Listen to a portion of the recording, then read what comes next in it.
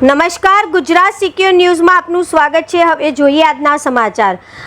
અમરેલી રાજ્ય કક્ષાના સ્વાતંત્ર્ય દિવસની ઉજવણીની તડામાર તૈયારીઓ। રાજ્યપાલની અધ્યક્ષતામાં મુખ્યમંત્રીની ઉપસ્થિતિમાં 15 ઓગસ્ટની થશે ઉજવણી। પોલીસ પરેડ ગ્રાઉન્ડ ખાતે સવારે 8:55 મુખ્યમંત્રી ભૂપેન્દ્રભાઈ પટેલ રાષ્ટ્રધ્વજ ફરકાવશે।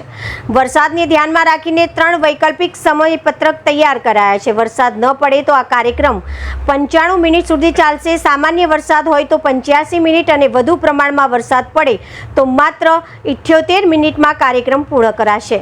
તારીખ 13 અને 14 દરમિયાન સાંસ્કૃતિક કાર્યક્રમો પણ યોજાશે, જેમાં જિલ્લાના તમામ લોકોએ ભાગ લેવા જિલ્લા કલેક્ટરે જણાવ્યું છે।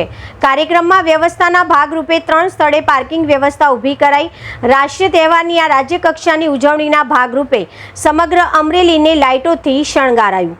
બ્યુરો રિપોર્ટ ફારૂક બિલખિયા સાથે યોગેશ ઉન્નડકટ, અમરેલી। Gujarat secure news, Amreli.